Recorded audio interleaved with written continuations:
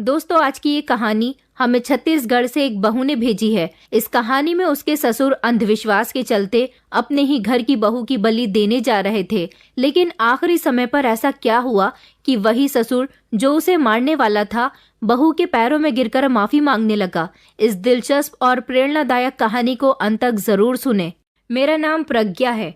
मैं बहुत परेशान खड़ी हुई थी। मेरी नजर अलमारी की तरफ थी। आज जो मैंने अपनी आंखों के सामने देखा था वो बहुत ही अजीब था।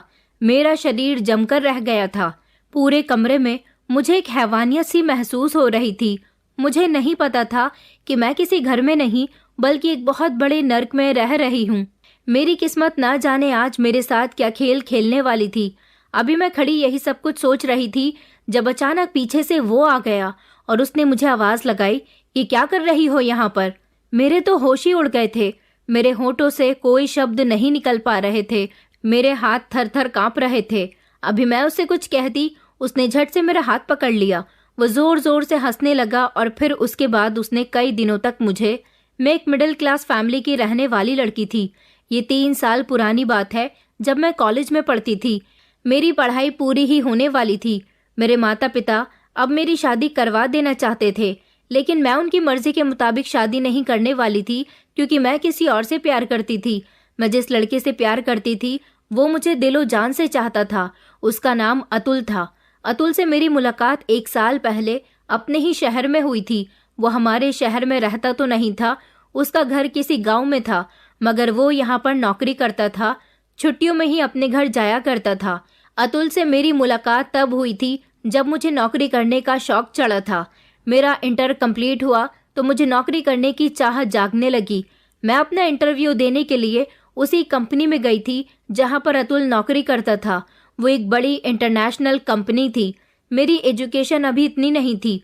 मैं बिना सोचे समझे और बिना अपनी फैमिली की परमिशन लिए ही अपना शौक पूरा करने के लिए घर से निकल पड़ी थी। लेकिन वहां जाने के बाद जब बॉस के साथ मेरा इंटरव्यू शुरू हुआ तो उन्होंने मेरी एजुकेशन को देखते हुए मुझे जॉब नहीं दी, मगर मैं कई दिनों तक वहां लगातार जाती रही कि मेरी नौकरी लग जाए, क्योंकि मुझे नौकरी करने का बहुत शौक था। मम्मी पापा कहते थे कि हम तुम्हें नौकरी करने की परमिशन नहीं देंगे, हमारे पास ऊपर वाले का दिया सब कुछ है, तो भला तुम घर से निकलकर नौकरी क्यों करना चाहती हो। अब उन्हें कौन बताता कि मेरी ख्वाहिश है कि मैं नौकरी करना चाहती हूँ। वो लोग तो सिर्फ अपनी मनमानी ही करते रहते थे, मगर फिर भी उनकी बात को इग्नोर करके मैं जब पहली बार उस ऑफिस में अपना इंटरव्यू देने के लिए गई थी तो मेरी मुलाकात अतुल से हुई थी। क्योंकि बॉस ने मुझे नौकरी नहीं दी थी और मैं सोच रही थी कि मैं उनसे थोड़ी मिन्नत करूंगी तो शायद वो मुझे नौकरी दे दें, लेकिन बड़ी कंपनियों में ऐसा नहीं होता। मैं वहीं दरवाजे पर खड़ी थक हार कर रो रही थी जब अतुल ने मुझे रोते हुए देखा और उसने मुझे बैठने के लिए कहा। वो मुझे समझाने लगा कि अभी तुम्हारी नौकरी करने की उम्र नहीं है, अभी तुम्हें आगे और एजुकेशन हासिल करनी होगी। मेरी उम्र वैसे भी बहुत कम थी। उसने मुझे इतने अच्छे तरीके से समझाया था कि मुझे उसकी बात जल्दी ही समझ आ गई थी। उसने मुझे कुछ ऐसी लड़कियों के बारे में बताया जो मजबूरी के तहत नौकरी करने के लिए निकल जाती हैं, मगर घर से निकलकर नौकरी करना लड़कियों के लिए कोई आसान काम नहीं होता। लड़की अपनी इज्जत को अपने हाथ में लेकर नौकरी करती है और अगर उसके हाथ से उसकी इज्जत छूट जाए तो वो लड़की कहीं की नहीं रहती। वो और ही लड़कियां होती हैं जो नौकरी करती हैं। कोई अपने घर की तरफ से मजबूर होती है तो कोई किसी बात से मजबूर होती है, लेकिन तुम्हारे पास तो कोई ऐसी मजबूरी भी नहीं है जिसके तहत तुम नौकरी करना चाहती हो। तुम्हारे घर वाले बहुत अच्छे हैं जो तुम्हें नौकरी करने से मना कर रहे हैं, लेकिन तुम्हें उनका कहना मानना चाहिए। हमें हमेशा अपने बड़ों की बात को अहमियत देनी चाहिए, क्योंकि कभी कभी हम बड़ों की बात ना मानकर कुछ ऐसे फैसले कर लेते हैं जिससे हम बहुत बड़ा नुकसान उठा लेते हैं। उसने कहा, मेरी मानो तो अपने माता पिता के कहने पर चलो। अगर वो लोग तुम्हें नौकरी नहीं करवाना चाहते तो तुम मत करो। अभी आगे और पढ़ाई करो, कामयाब बनो, तब जाकर नौकरी करना ज्यादा बेहतर रहेगा। वो समय तुम्हारे लिए एक ऐसा समय होगा जब तुम्हें नौकरी तलाश करने की जरूरत भी नहीं पड़ेगी। तुम खुद ही इतनी होनहार हो जाओगी कि लोग तुम्हें तुम्हारे पास खुद नौकरी ऑफर करने के लिए आया करेंगे। आज से पहले कभी भी मुझे किसी इंसान ने अतुल के जैसे नहीं समझाया था। अतुल बहुत इंटेलिजेंट और सुलझा हुआ लड़का था। मैं वहां से चली तो आई थी और फिर मैंने दोबारा नौकरी के लिए ट्राई भी नहीं किया। अपनी पढ़ाई पर ध्यान देना शुरू कर दिया। लेकिन उसके कुछ दिनों बाद मेरी मुलाकात अतुल से शॉपिंग मॉल में हुई थी। मैं उससे मिलकर बहुत खुश हुई थी और उस दिन के बाद से फिर हम दोनों धीरे धीरे कहीं ना कहीं टकराने लगे। हम दोनों के बीच बातचीत का सिलसिला शुरू हो गया। हम दोनों ने एक दूसरे को अच्छी तरह से जान पहचान भी लिया था। हम दोनों एक दूसरे के साथ इतने अटैच हो गए थे कि हमें एक दूसरे से मोहब्बत हो गई थी। अतुल ने मुझे बताया था कि उसका उसके पिता के अलावा और कोई भी नहीं है। वो अपने माता पिता का इकलौता बेटा था। 12 साल पहले उसकी माँ का देहांत हो गया। उस समय वो छोटा था और उसके पिता के लिए उसकी परवरिश करना बहुत भारी हो रहा था। इसलिए उन्होंने अपने बेटे को शहर के बोर्डिंग स्कूल में पढ़ने के लिए डाल दिया। वो अपने बेटे से एक हफ्ते में एक बार मिलने के लिए आ जाते थे। अपने बेटे की ज़रूरतों को पूरा किया करते थे।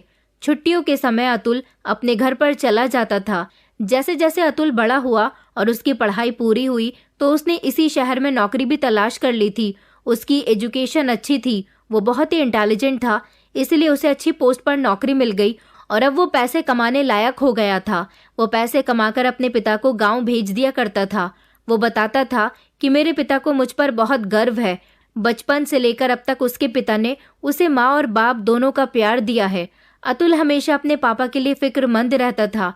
उसका मन तो बहुत करता था कि वो अपने पापा के साथ रहे, इसलिए उसने अपने पापा से कई बार कहा था कि वो उसके साथ शहर में आकर रहने लगे, लेकिन उसके पापा ने साफ इनकार कर दिया। उनका कहना था कि मैं शहर में नहीं रह सकता, मेरा वहाँ पर गुजारा नहीं है, तुम ही गाँव वापस आ जाओ और गाँव में ही अपना कोई कारोबार कर लो। नौकरी नौकरी ही होती है, लेकिन अपना कारोबार होता है। अतुल का मानना था कि उसे अभी थोड़ी और मेहनत करनी चाहिए, थोड़ा और ज़्यादा पैसा कमा लेना चाहिए। उसके बाद वो गांव में कहीं कोई ज़मीन ले लेगा और उस ज़मीन पर अपना कोई बिजनेस स्टार्ट कर लेगा। इस तरह वो अपने पापा के साथ भी रहेगा, लेकिन उससे पहले उसे यहाँ शहर में रहकर अभी थोड़ी और मेहनत करनी थी। वो मेहनत कर रहा था। मुझे भी उससे इतनी मोहब्बत हो गई थी कि मैंने ठान लिया था मैं शादी अतुल से ही करना चाहती हूँ। 2 साल इसी तरह से गुजर गए थे। अब मुझे अतुल से शादी करनी थी, क्योंकि हम दोनों अपना रिश्ता काफ़ी समय से सबसे छुपाते आ रहे थे।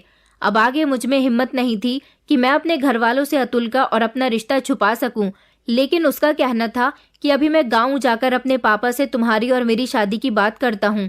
वैसे वो कहता था कि मेरे पापा तो हम दोनों के लिए मान ही जाएंगे, तुम्हें अपनी फैमिली को मनाना होगा। वो ठीक कह रहा था।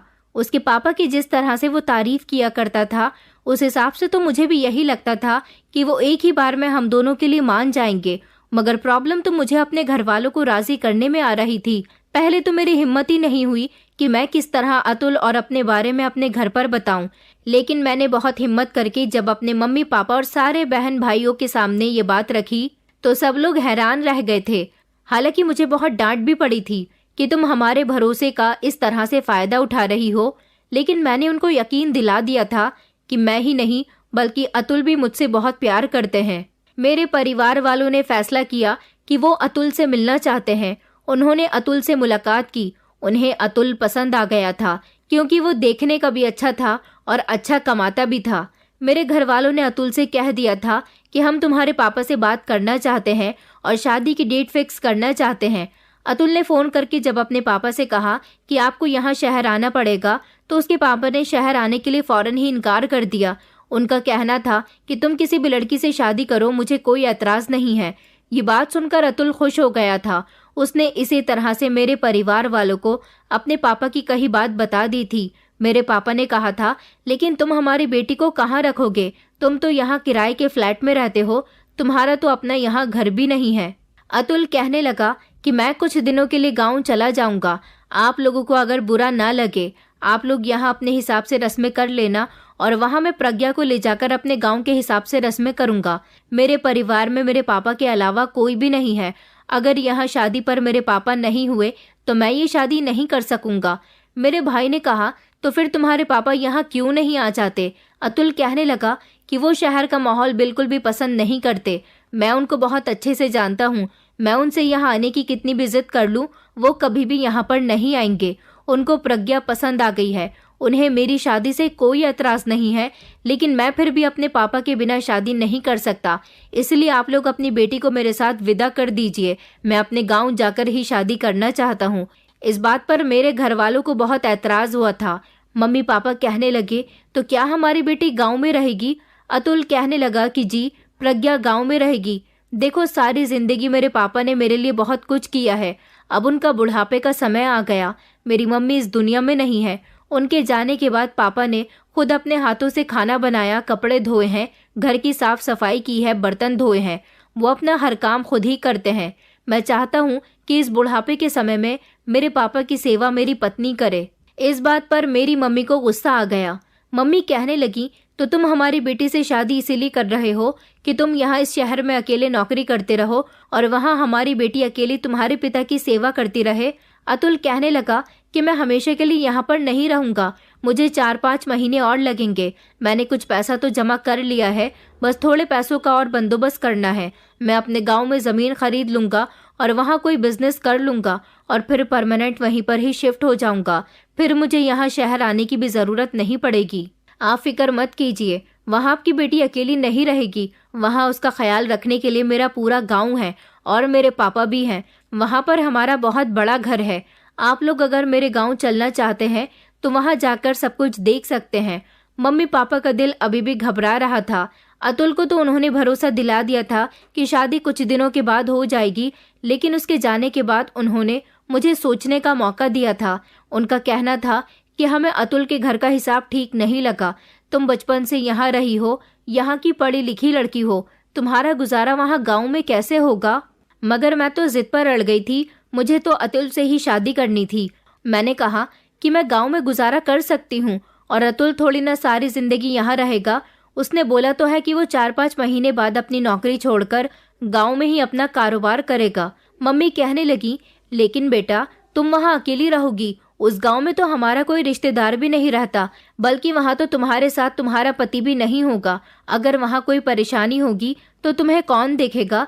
मैंने कहा, मुझे कोई परेशानी नहीं होगी। अतुल इस बात की जिम्मेदारी ले रहा है ना कि उसके पापा और गांव के लोग मेरा ख्याल रखेंगे।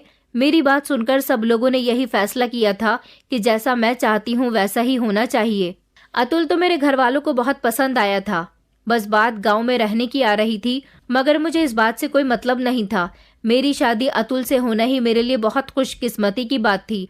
फाइनली कुछ समय के बाद मेरी शादी अतुल के साथ हो गई थी। मेरे घर वालों ने मुझे खुशी खुशी विदा कर दिया था। अतुल मुझे अपने साथ लेकर अपने गाँव आ गया। मैं बहुत खुश थी। उसका गाँव हमारे शहर से बहुत दूर था। जब वो मुझे अपने गाँव लेकर गया तो वहाँ पर सारे ही लोग मुझे देखकर बहुत खुश हुए थे। उसके बाद वो मुझे अपने घर लेकर गया। उसने अपने घर का दरवाज़ा बजाया। उसके पापा ने दरवाज़ा खोला था। उन्होंने खुशी खुशी हम दोनों को गले से लगाया। मैंने उनके पैर छूकर आशीर्वाद लिया और फिर उसके बाद हम दोनों घर के अंदर गए थे। अतुल ने मुझे अपना पूरा घर दिखाया। उसका घर तो बहुत सुंदर था। अतुल के पापा एक बहुत अच्छे इंसान थे। वहाँ जाने के बाद अतुल ने और मैंने अपनी नई जिंदगी की शुरुआत कर दी थी। मैं जानती थी कि वहाँ पर कुछ दिन रहकर अतुल वापस शहर चला जाएगा। अतुल ने मुझसे वादा लिया था कि मैं उसके पापा की बहुत सेवा करूंगी, उनका बहुत अच्छे से ख्याल रखूंगी और अब इस घर की देखभाल मुझे ही करनी होगी। मैंने भी उनको भरोसा दिलाया था कि मैं आपके पापा की बहुत सेवा करूंगी। उन्होंने मुझसे वादा किया था कि मैं जल्द ही वापस आ जाऊंगा। अब मुझे तुम्हारे साथ रहना है। ये बात अभी तक मेरे ससुर को पता नहीं थी कि अतुल अपने साथ मुझे लेकर नहीं जाएंगे। अतुल ने शादी के अगले दिन जब अपने पापा को बताया कि पापा अगले हफ्ते मैं यहाँ से चला जाऊंगा, तो उसके पापा ने कहा कि बेटा बहू को यहाँ अपना गांव दिखाओ, कुछ दिन गांव में रुको, दोनों एक साथ वक्त बिताओ। वैसे भी तुम लोग यहाँ से जाने के बाद क्या पता कब वापस आओगे। ये बात सुनकर अतुल ने कहा कि पापा मैं यहाँ आपका ख्याल रखने के लिए आपकी बहू को छोड़कर जा रहा हूँ और अगली बार जब मैं यहाँ आऊँगा तो शायद फिर मैं यहाँ से भी वापस न जाऊँ। इस बार भले ही मैं यहाँ देर से वापस आऊँगा, लेकिन सारी जिंदगी अब यहीं पर रहने वाला हूँ। ये बात सुनकर तो जैसे मेरे ससुर चौंक गए थे। उन्हें शायद ये बात पसंद नहीं आई थी। उनके चेहरे पर एकदम घबराहट आ गई। वो कहने लगे, ये तुम क्या कह रहे हो और तुम्हारी नौकरी का क्या होगा? बहू यहाँ अकेले कैसे रहेगी? वो यहाँ किसी को जानती भी नहीं है। कहाँ वो शहर की रहने वाली लड़की और उसे तुम यहाँ इस गांव में छोड़कर जा रहे हो? मेरा मानना है कि तुम उसे अपने साथ ही ले जाओ। अतुल ने कहा कि नहीं पापा, अब 4-5 महीने के लिए मैं प्रज्ञा को अपने साथ वहाँ ले जाकर क्या करूँगा? वैसे भी मेरा असली घर और उसका असली ससुराल तो यही है।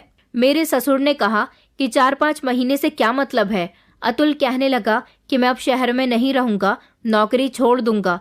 मैंने इतने पैसे जमा कर लिए हैं कि मैं यहाँ आकर कोई ज़मीन खरीद लूंगा और यहीं पर अपना कोई बिजनेस सेट कर लूंगा। इस तरह मैं आपसे दूर भी नहीं रहूंगा। फिर हम लोग खुशी खुशी अपने घर में रहेंगे। सारी जिंदगी आप यहाँ अकेले रहे हो, अब आप अपने परिवार के साथ रहना। ये बात सुनकर मेरे ससुर को कोई भी खुशी नहीं हुई थी। मैं उनके चेहरे को देखकर समझ गई थी वो दिखावे की खुशी जाहिर कर रहे हैं। उन्होंने बातों ही बातों में कई बार अतुल से कहा था कि तुम्हें यहाँ आने की क्या जरूरत है, तुम जिस तरह शहर में नौकरी करते हो वैसे ही करते रहो, बहू को भी शहर ले जाओ। जबकि इस बात पर अतुल बार बार कह रहा था कि पापा मैं अब आपके साथ रहना चाहता हूँ, मगर उसके पापा को तो जैसे इस बात की कोई खुशी ही नहीं थी। मुझे ना जाने क्यों अतुल के पापा कुछ ठीक नहीं लगते थे। जैसे जैसे अतुल का और मेरा एक हफ्ता वहां पर गुजर गया था, एक हफ्ता पूरा होते ही अतुल को यहाँ से वापस जाना था। उन्होंने अपने सामान की पैकिंग शुरू कर दी थी। उनके पापा अभी भी उनको समझा रहे थे कि अपनी पत्नी को वापस ले जाओ, यहाँ बेचारी का मन नहीं लगेगा। ना तो मैं यहाँ से जाने के लिए तैयार थी और ना ही अतुल मुझे यहाँ से लेकर जाना चाहते थे। उन्होंने अपने पापा को भरोसा दिलाया कि मेरी पत्नी को यहीं पर एडजस्ट होना है, इसलिए वो यहीं रहेगी। और फिर पूरा एक हफ्ता मेरे साथ वो अपने गांव में गुजारकर वापस अपनी नौकरी करने के लिए शहर चले गए थे। उनके जाने के बाद मुझे उनकी बहुत याद आ रही थी। गांव के लोग बहुत अच्छे थे। जिस दिन से उन्हें पता चला था कि मैं गांव में आई हुई हूँ तो गांव की कोई ना कोई औरत मुझसे मिलने के लिए जरूर आती थी। मेरे ससुर एक मामूली से इंसान थे। मेरे पति के बिना मैं वहाँ अकेली तो थी, लेकिन सारा दिन मुझे अकेलापन महसूस नहीं होता था। मेरे ससुर तो ज्यादातर घर से बाहर ही रहते थे, मगर गांव की औरतें मेरे पास आकर मुझसे बातचीत करने लग जाती थीं। अतुल मुझे दिन में कई बार फोन किया करते थे, मुझसे मेरे हालचाल पूछते थे। मैं उनको बता दिया करती थी कि मैं यहाँ बहुत खुश हूँ, यहाँ के लोग बहुत अच्छे हैं और मेरा बहुत ख्याल रखते हैं। उसने अपने पापा के बारे में पूछा, और पापा कहाँ होते हैं, तुम्हारा ध्यान रखते हैं या नहीं। मैंने उनको बताया कि वो तो सारा दिन घर से बाहर रहते हैं। तो अतुल कहने लगे, क्यों, पापा तो ज्यादातर घर में ही होते हैं। पूरा एक हफ्ता मैं वहां रहा हूँ, मेरे सामने तो वो घर से बाहर भी नहीं निकले। मैंने कहा कि इस बारे में मैं नहीं जानती, तुम्हारी बात और है। अब वो सारा दिन अपनी बहू के होते हुए तो घर में नहीं रह सकते ना, इसलिए घर से बाहर चले गए होंगे। अतुल ने कहा कि चलो ठीक है, तुम अपना भी ख्याल रखना और पापा का भी। यहाँ रहते हुए मुझे बहुत अच्छा लग रहा था। मम्मी पापा से भी मेरी बात होती थी। उन लोगों को मैंने बता दिया था कि मैं यहाँ पर बहुत खुश हूँ। मेरे ससुर हर रोज ही घर से बाहर निकल जाते थे। वो इतनी सुबह सुबह चले जाया करते थे कि उस समय मैं सोकर भी नहीं उठती थी और शाम के समय तक घर वापस आ जाते थे। उनके हाथ में 2 थैले होते थे। कई दिन हो गए थे मैं पूरे घर की सफाई करती थी, लेकिन अभी तक मैं अपने ससुर जी के कमरे की सफाई करने के लिए नहीं गई थी। मैंने सोचा कि किसी दिन पापा मेरी शिकायत अतुल से ना कर दें कि बहू मेरे कमरे की सफाई नहीं करती, इसलिए मैं उनके कमरे की सफाई करने के लिए चली गई थी। वो उस समय घर में मौजूद नहीं थे। उनके कमरे के अंदर कदम रखते ही मुझे बड़ा अजीब महसूस हुआ था। ऐसा लग रहा था जैसे कमरे के अंदर आते ही मेरा दिल बहुत घबरा रहा है। एक अजीब सी खुशबू पूरे कमरे में फैली हुई थी, जैसे कि कमरे के अंदर अगरबत्तियां जलाई गई है। मेरे ससुर जी का कमरा बहुत सादा था। कमरे के अंदर एक पुरानी सी अलमारी खड़ी हुई थी, चारों तरफ कबर्ड बने हुए थे और एक सिंगल बेड पड़ा हुआ था जिस पर बड़ी पुरानी सी चादर थी। ऐसा लग रहा था जैसे न जाने कब से बिस्तर से चादर चेंज नहीं की गई है। एक ड्रेसिंग भी रखी हुई थी। शायद ये सारा ही सामान अतुल की माँ के दहेज का था। सामान पर काफी हद तक धूल थी। एक अजीब बात यह भी थी कि जमीन पर बुझी हुई माचिस की तीलियां पड़ी हुई थी, जिनको देखकर ऐसा लगता था कि माचिस को इस्तेमाल करने के बाद यहीं पर फेंक दिया गया है। कमरा बहुत हद तक गंदा हो रहा था। मैंने सबसे पहले चारों तरफ से धूल साफ की और उसके बाद बेडशीट तलाश करने लगी। मैंने जैसे ही अपने ससुर की अलमारी खोलकर देखी तो अलमारी के अंदर मुझे कुछ कपड़े रखे हुए नजर आए थे जो कि मेरे ससुर जी के थे। मैंने बेडशीट तलाश करने की कोशिश की तो अचानक मेरी नजर ऐसे कपड़ों पर गई जिन्हें देखकर मैं चौंक गई थी। मैंने उनको निकाला और गौर गौर से देखने लगी, क्योंकि ये ऑरेंज कलर के कपड़े थे। ऐसे कपड़े जैसे कि बाबा लोग पहना करते हैं, धोती कुर्ता और पास में ही कुछ मालाएं भी रखी हुई थी। मैंने उनको वहीं पर रख दिया था और मैं कमरे में मौजूद कबर्ड खोलकर उनमें बेडशीट तलाश करने लगी। सारे ही कबर्ड्स में कोई ना कोई सामान रखा हुआ था। मुझे बेडशीट कहीं नहीं मिल रही थी। इन सारे कबर्ड में से एक कबर्ड ऐसा था जिसमें लॉक लगा हुआ था। वो खुल ही नहीं रहा था। मैंने उसे खोलने की काफ़ी कोशिश की मगर वो नहीं खुला और उसकी चाबी भी मुझे कहीं नज़र नहीं आ रही थी। फिर मैं अपने कमरे में आई और अपनी बेडशीट निकाल कर मैंने बेड पर बिछा दी थी। फिर मैंने झाड़ू लगानी शुरू की। जैसे ही मैंने झाड़ू बेड के नीचे डालकर कूड़ा निकालने की कोशिश की तो वहाँ पर कूड़े के साथ साथ बहुत सारे बाल भी निकल कर आए थे। वो इतने ढेर सारे बाल थे, ऐसा लग रहा था जैसे उन बालों को ना जाने कब से इकट्ठा किया जा रहा है। मुझे लगा कि मेरे ससुर के ही बाल होंगे, मगर फिर मुझे याद आया कि पापा के बाल कैसे हो सकते हैं। पापा तो आगे से गंजे हैं और उनके पीछे की साइड में छोटे छोटे बाल हैं। इन बालों को देखकर तो साफ पहचाना जा सकता था कि ये किसी औरत के बाल हैं, क्योंकि ये बाल बहुत लंबे थे और ज्यादा तादाद में थे। मैं हैरान रह गई थी। मैंने उन बालों को फेंक दिया था। अपने ससुर के कमरे को मैंने बहुत अच्छे तरीके से साफ कर दिया था और उसके बाद मैं अपने कमरे में आ गई थी। रात के समय जब मेरे ससुर घर में आए और अपने कमरे में गए तो वो थोड़ी देर बाद ही चिल्लाते हुए बाहर निकले। उन्होंने मुझे आवाज़ लगाई। मैं उनके पास गई तो उन्होंने मुझसे कहा कि बहू, ये क्या हरकत है। मैंने अनजान बनते हुए कहा, पापा कौन सी हरकत, क्या हुआ है। वो कहने लगे कि तुम मेरे कमरे में क्यों गई थी और तुमने मेरे सामान के साथ छेड़छाड़ क्यों की है। मैंने कहा, पापा मैंने आपके सामान के साथ कोई छेड़छाड़ नहीं की, मैं तो आपके कमरे को साफ करने के लिए गई थी। उन्होंने कहा कि मैंने तो तुमसे नहीं कहा था कि मेरे कमरे की सफाई करो, तो फिर मेरी इजाज़त के बिना तुम वहाँ क्यों गई। मैंने कहा, पापा आपका कमरा बहुत गंदा हो रहा था। वो कहने लगे कि आइंदा मेरी इजाज़त के बिना मेरे कमरे में मत जाना। मुझे अपने ससुर का ये अंदाज बिल्कुल भी पसंद नहीं आया था। वो बहुत गुस्से में लग रहे थे। मैं भी गुस्से में आकर अपने कमरे में बैठ गई थी और मैंने उसी समय अतुल को फ़ोन लगाकर उनके पापा के बिहेवियर के बारे में बता दिया। मैंने अतुल से कहा कि अगर मैंने तुम्हारे पापा के कमरे की सफाई लगा दी तो इसमें कौन सा गलत किया। वो तो मुझ पर ऐसे भड़क रहे हैं जैसे मैंने न जाने क्या कर दिया हो। अतुल तो मेरी बातों पर इतनी जोर जोर से हंस रहे थे कि मुझे भी हंसी आ गई। मैंने कहा कि इसमें हंसने वाली क्या बात है। वो कहने लगे, दरअसल पापा इतने सालों से अकेले रह रहे हैं ना, और अब तुमने उनके घर को साफ करना शुरू कर दिया, इसलिए उन्हें ये सब अच्छा नहीं लगा होगा। धीरे धीरे उनकी आदत हो जाएगी। तुम पापा की बातों का बुरा मत माना करो। अगले दिन मैं किचन में खाना बना रही थी जब अचानक मेरे ससुर अपना थैला लेकर घर के अंदर आ गए। हर बार उनके हाथ में ये दोनों थैले ही क्यों हुआ करते थे, मैं बार बार यही सोचती थी। एक दिन मैंने सोच लिया था कि मैं देखकर ही रहूंगी आखिरकार मेरे ससुर के थैले में क्या होता है। मैं अब अपने ससुर के पीछे पड़ गई थी। मैंने देखा कि वो खामोशी से कमरे के अंदर चले गए थे और उन्होंने थैला कमरे के बाहर ही रख दिया था। उन्हें ये नहीं पता था कि मैं किचन में मौजूद हूँ। मैं खामोशी से किचन से बाहर आई, इतने में वो कमरे में ना जाने क्या कर रहे थे। मैंने जल्दी से एक थैला खोल कर देखा तो उसके अंदर बड़ा ही अजीब सा सामान था। एक गुड़िया उसमें रखी हुई थी, बहुत सारी सुइयां मौजूद थी, नींबू, हरी मिर्च, काला कोयला और राख भी रखी हुई थी। मैं ये सब देखकर हैरान रह गई थी। अभी मैं चोरी चुपके ये सब देख ही रही थी। मैं दूसरा थैला नहीं देख पाई थी क्योंकि मुझे अपने ससुर के कमरे से बाहर निकलने की आहट सुनाई दे गई थी। मैं फौरन वहां से हटकर खड़ी हो गई और थैलों को भी मैंने वैसे का वैसा ही रख दिया। इतने में ही मेरे ससुर जी कमरे से बाहर निकले और मुझे गौर से देखने लगे। कहने लगे कि तुम यहाँ पर क्या कर रही हो। मैंने कहा, मैं तो बस आपसे खाने का पूछने के लिए आ रही थी। वो कहने लगे कि मुझे अभी खाना नहीं खाना। उन्होंने अपने कमरे का दरवाजा बंद किया, दोनों थैलों को उठाया और घर से बाहर निकल गए थे। मगर ये सब देखकर मेरे होश उड़ गए थे। मैं फौरन ही अपने कमरे में आई। मैंने अपने पति को कॉल लगाई और उनको ये सब कुछ बताया। मेरे पति फिर से हंसने लगे थे और उन्होंने कहा कि तुम पागल हो गई हो, ऐसी चीजें भला पापा अपने पास क्यों रखेंगे। हो सकता है वो किसी और का सामान लेकर आ रहे हों। इन बातों से ध्यान हटा दो। मैंने तुमसे कहा है ना कि पापा को ज्यादा सीरियस मत लिया करो। जितना भी सामान मेरे ससुर के पास था वो सब कुछ तो दर्शा रहा था।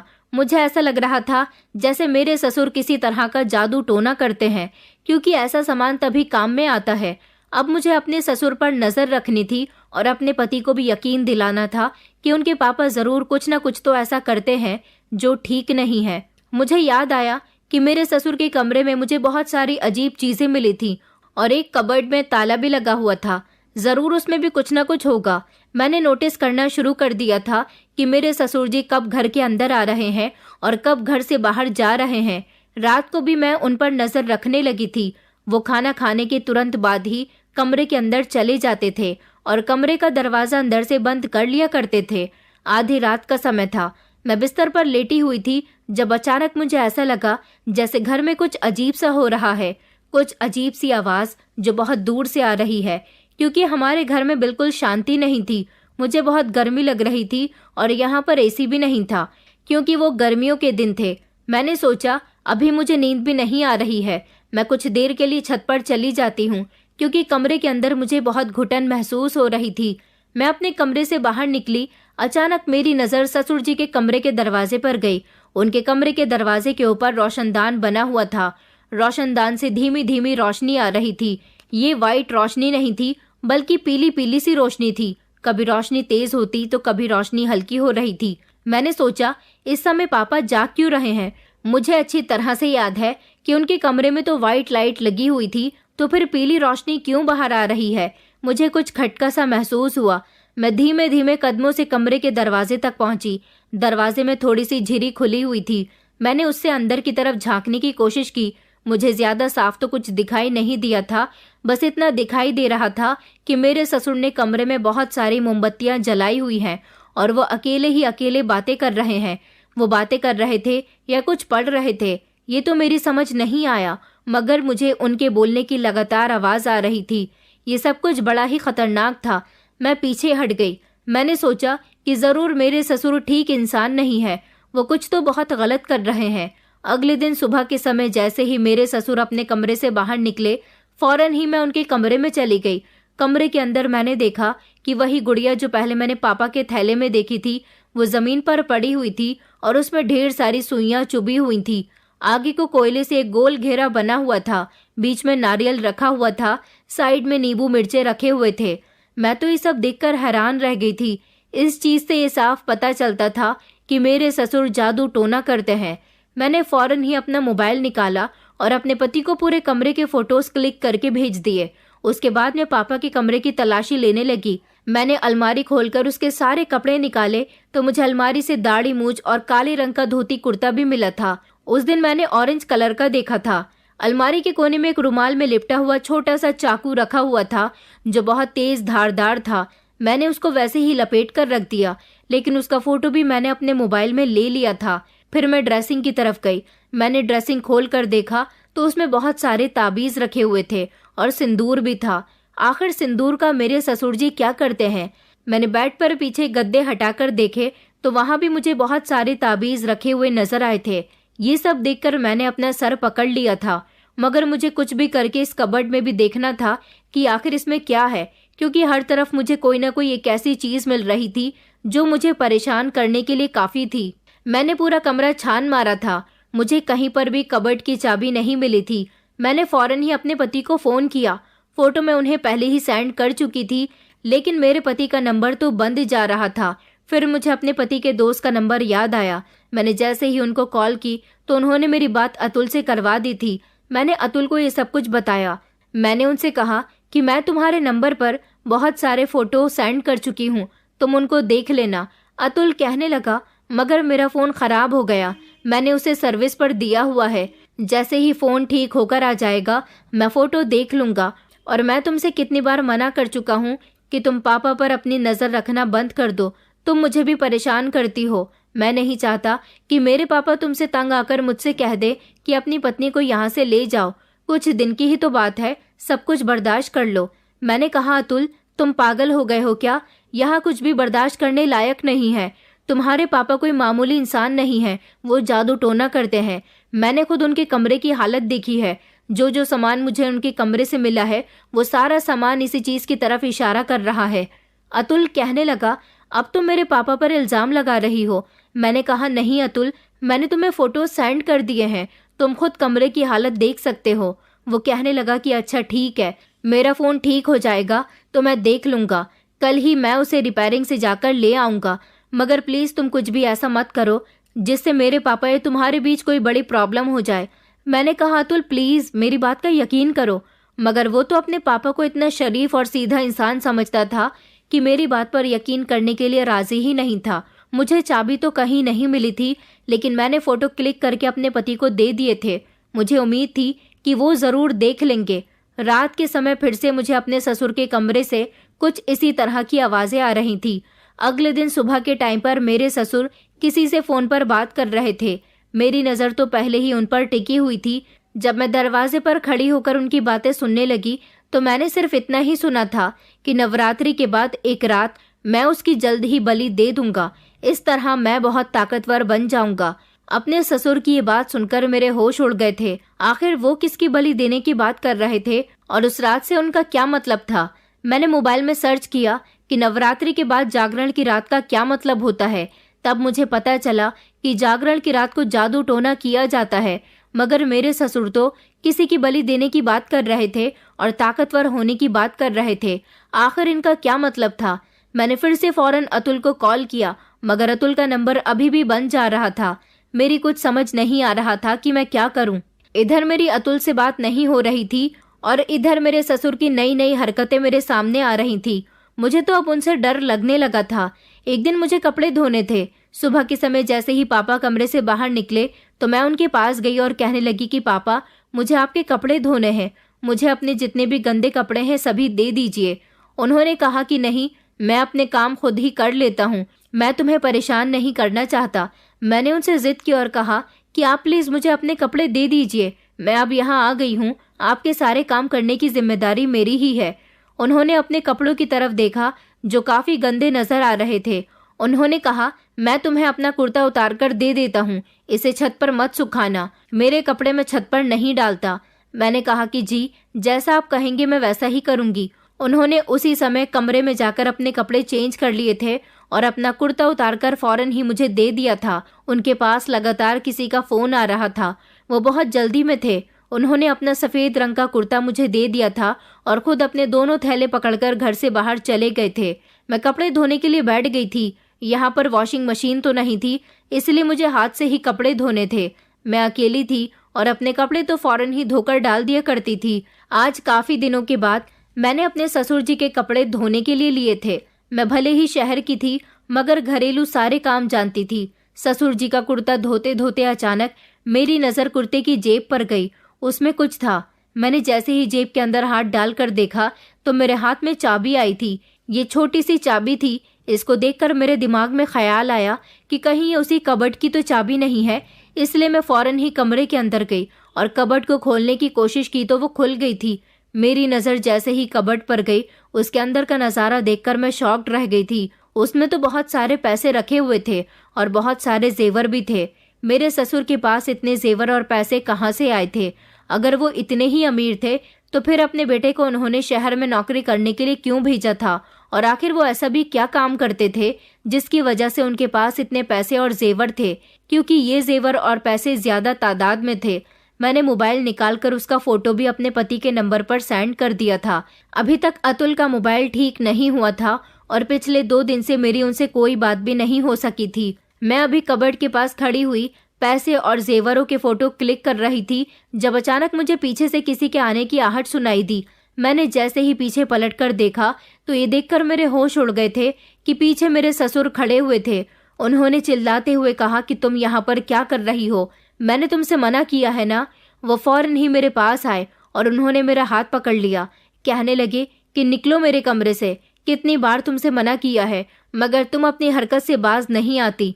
उनकी नजर जैसे ही कबर्ड पर गई, उन्होंने मुझे चौंक कर देखा और कहने लगे कि तुम्हारे पास इसकी चाबी कहाँ से आई? तुमने ये कैसे खोला? मैंने कहा कि मुझे आपकी सारी सच्चाई पता चल चुकी है। आप कुछ तो गलत करते हो। मुझे कमरे से बहुत सारी ऐसी चीजें मिली हैं जो साफ साफ जाहिर करती हैं कि आप जादू टोना करते हो। आखिर आप कौन हो? कोई मामूली इंसान तो नहीं लगते। मेरी इस बात पर मेरे ससुर जोर जोर से हंसने लगे और कहने लगे कि अच्छा, तो तुम्हें सारी सच्चाई पता चल गई है। वो पीछे पलटकर दरवाजे की तरफ गए और उन्होंने कमरे का दरवाजा बंद कर लिया। मैं तो घबरा गई थी। मैंने शोर मचाना शुरू कर दिया। मेरे ससुर कहने लगे, और ऊंची आवाज में चिल्लाओ, यहाँ तुम्हारी आवाज कोई भी नहीं सुनेगा। यहाँ वही होगा जैसा मैं चाहूंगा। तुम्हें क्या लगा कि तुम मेरे बारे में सब कुछ जान जाओगी तो मैं कुछ नहीं कर सकूंगा? अब तुम जब सब कुछ जान ही गई हो तो ये भी सुन लो कि 4 दिन बाद जागरण की रात है और मैं तुम्हें जान से मारने वाला हूँ। मैं काले जादू की तपस्या करता हूँ। मैं एक ऐसा बाबा हूँ जो अपने जादू टोने से ताकतवर बनना चाहता हूँ। ऐसे लोगों की मदद करता हूँ जो दूसरों पर जादू टोना करवाते हैं, जो मुझे ढेर सारे पैसे देते हैं। मैं गांव के चित्रकूटी बाबा के यहाँ जाकर अपने जादू टोने से लोगों की मदद करता हूँ, जिससे लोग मुझे ढेर सारे पैसे देकर जाते हैं। पैसे कमाने का मुझे शौक नहीं है, मगर मैं बस ताकतवर बनना चाहता हूँ। अपनी शक्तियों को आजमाना चाहता हूँ। अपनी शक्तियों से सब कुछ अपने वश में कर लेना चाहता हूँ। मैं दुनिया का सबसे ताकतवर इंसान बनना चाहता हूँ, और इसके लिए मुझे किसी अपने की ही बलि देनी होगी। अतुल मेरा इकलौता बेटा है। उसे तो मैं अपने फायदे के लिए नहीं मार सकता, मगर तुमसे मुझे कोई खास लगाव नहीं हुआ है। मेरे बेटे ने तुमसे पसंद की शादी की है। तुम अगर इस दुनिया से चली जाओगी तो वो दूसरी भी शादी कर सकता है। तुम मेरे घर में आने के बाद मेरी अपनी हो गई हो। चित्रकूटी बाबा ने कहा था कि अगर तुम्हें और ज्यादा फायदा उठाना है, अपनी शक्तियों से और ज्यादा शक्तिशाली होना है, तो तुम्हें जागरण की रात को किसी अपने की बलि देनी होगी और उसके बाद उसकी लाश के टुकड़े करके नदी में बहा देना होगा। उसके बाद तुम बहुत ज्यादा ताकतवर हो जाओगे, क्योंकि जागरण की रात हर त्योहार के बाद आती है। इन दिनों महोत्सव के दिन चल रहे हैं, और महोत्सव के दिनों में एक रात जागरण की रात भी आती है, जो कि बहुत ही शुभ मानी जाती है। 4 दिन के बाद जागरण की रात है, और उस रात मैं तुम्हारी बलि दूंगा। मुझे इस तरह लोगों का काम करने से और ज्यादा फायदा होगा। मैं यहाँ से अपना रूप बदलकर दाढ़ी मूछे लगाकर चित्रकूटी बाबा, जो कि मेरे गुरु हैं, उनके पास चला जाता हूँ। उनकी सेवा करता हूँ और आने वाले भक्तों की भी मदद करता हूँ। उनसे मुझे पैसे मिलते हैं। मुझे और ज्यादा शक्तिशाली होना है। मुझे बलि देने के लिए मेरा कोई अपना नहीं मिल रहा था। मैंने तुम्हारी कुंडली बनाई, और जब तुम्हारी कुंडली ले जाकर अपने गुरुजी को दिखाई तो उन्होंने कहा कि इसी लड़की को मारकर शक्तिशाली हो जाओगे। मैं जोर से चिल्लाने वाली थी। मैंने अपने ससुर से कहा, ये आप बिल्कुल भी ठीक नहीं कर रहे हो। मेरे हाथ में मोबाइल तो था ही। मैंने जल्दी से अपने हाथ से मोबाइल उठाया और मैं पुलिस का नंबर डायल करने ही जा रही थी। इतनी ही देर में मेरे ससुर ने कोई राख सी चीज मेरे ऊपर फेंक दी, और फिर वो कुछ पड़ने लगे थे। जब वो राख मेरे ऊपर पड़ी तो मैं जोर जोर से खांसने लगी थी, और उसके बाद मुझे चक्कर आ गए। मैं बेहोश हो गई थी। जब मैं होश में आई तो मैंने देखा कि मेरे मुंह पर पट्टी बंधी हुई थी, जिसकी वजह से मैं कुछ बोल नहीं पा रही थी। मेरे पैर बंधे हुए थे और मेरे हाथ भी बंधे हुए थे। सामने मेरे ससुर खड़े हुए थे। मैं चीखने की कोशिश कर रही थी, हिलने की कोशिश कर रही थी, मगर मैं नाकामयाब रही। अपने ससुर की हकीकत मेरी आंखों के सामने आ गई थी। वो एक बाबा थे और अपने जादू टोने से लोगों की इच्छाएं पूरी किया करते थे। इससे बहुत ताकतवर भी हो रहे थे, अपनी शक्तियों का इस्तेमाल भी कर रहे थे, और उन्हें पैसा भी मिल रहा था। मगर अब वो और ज्यादा शक्तिशाली होना चाहते थे, इसलिए मेरी बलि देने के लिए तैयार हो गए थे। लेकिन जागरण की रात आने में अभी 3 दिन और 2 रातें आनी बाकी थी। मुझे कुछ भी करके अपने आप को बचाना था, लेकिन मैं कुछ नहीं कर पा रही थी। लगातार 2 दिन तक मैं भूखी प्यासी एक तरफ बंधी रही थी। मैं रो रो कर अपने ससुर से रिक्वेस्ट करने की कोशिश कर रही थी कि वो मुझे छोड़ दें, मगर वो तो घर में आते ही कम थे। उन्होंने मुझे अपने कमरे में कैद करके रखा हुआ था, और जब वो घर के अंदर आते तो मुझ पर न जाने क्या पड़ते फूंकते थे। एक रात मैंने देखा कि मेरे ससुर मेरी आंखों के सामने ही काले घेरे के बीच में बैठे हुए थे। उन्होंने काले रंग के कपड़े पहने हुए थे, माथे पर लाल रंग का टीका था, उनके आगे बहुत सारा सिंदूर रखा हुआ था। सिंदूर उठाकर उन्होंने मेरे माथे पर लगा दिया था। कमरे में अजीब सा घबराहट भरा माहौल था। चारों तरफ से अगरबत्ती की खुशबू आ रही थी। मोमबत्ती की रोशनी पूरे कमरे में फैली हुई थी। उन्होंने कहा था कि कल मैं तेरी बलि दूंगा, कल रात को चांद के निकलने के फौरन बाद ही। मैं जानती थी कि अब मेरी जिंदगी ज्यादा नहीं है, क्योंकि मेरे पति को मेरी बात पर यकीन नहीं था। वो अपने पिता को बहुत अच्छा समझते थे, और उन्हें तो ये भी नहीं पता था कि यहाँ मेरे साथ क्या हो रहा है। मेरा मोबाइल भी मेरे ससुर के पास ही था। पिछले 3 दिन और 2 रातों से मैं भूखी प्यासी यहाँ बंधी हुई थी। ना तो मेरी आवाज निकल पा रही थी और ना ही मैं कोई हरकत कर पा रही थी।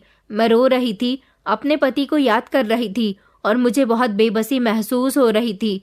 मुझे अब समझ आ रहा था कि मेरे माता पिता यहाँ मुझे अकेले भेजने के लिए क्यों परेशान हो रहे थे, लेकिन मैंने उनकी बात नहीं मानी। और फिर वो वक्त भी आ गया था जब मेरे ससुर मेरी बलि चढ़ाने वाले थे। जागरण की रात आ चुकी थी। मेरे हाथ पैर अभी भी बंधे हुए थे, यहाँ तक कि मेरे शरीर पर निशान आ चुके थे। भूख प्यास से मेरा बुरा हाल हो रहा था। मेरे ससुर अलमारी की तरफ गए उन्होंने अलमारी खोलकर कपड़े में लिपटा हुआ वही चाकू निकाला जो एक बार मेरे हाथ लगा था, और उस चाकू को निकालकर वो उसकी धार तेज करने लगे। मैं तो उनको देखकर डर गई थी। मुझे अपनी मौत सामने खड़ी हुई नजर आ रही थी। उन्होंने पूरे कमरे का माहौल फिर से डरावना सा बना दिया था। उन्होंने कहा कि आज मैं बहुत शक्तिशाली बनने जा रहा हूँ। वो अपनी पहचान छुपाकर बाबा वाला काम किया करते थे, क्योंकि वो नहीं चाहते थे कि उनके बेटे को ये सब कुछ पता चले। उनका बेटा एक पढ़ा लिखा इंसान था। वो इन मनगढ़ंत बातों पर कभी भी विश्वास नहीं करता। तभी तो वो मुझे और अतुल को यहाँ नहीं रोकना चाहते थे। मुझे अपनी गलती पर एहसास हो रहा था। मुझे यहाँ रुकना ही नहीं चाहिए था। पहले ही मुझे यहाँ से भाग जाना चाहिए था। वो अपने बेटे के सामने तो घर से बाहर भी नहीं निकलते थे, कहीं उसे अपने पिता पर शक न हो जाए। उनके एक थैले में जादू टोना करने वाला सामान होता था, जबकि दूसरे एक थैले में पैसे हुआ करते थे जो वो अपने गुरु के पास से कमाकर लाया करते थे। मेरी तो जान निकली जा रही थी। मुझे बहुत डर लग रहा था। मैं भगवान से बार बार प्रार्थना कर रही थी कि मेरी जान बच जाए। मेरे ससुर ने सोच लिया था कि वो मेरे पति को बता देंगे कि मैं घर से भाग गई हूँ या कहीं खो गई हूँ, मगर वो मुझे रास्ते से साफ हटाना चाहते थे। मेरे ससुर ने मुझे बालों से पकड़ा और वो मुझे घसीटते हुए उस गोल घेरे में लेकर आ गए थे।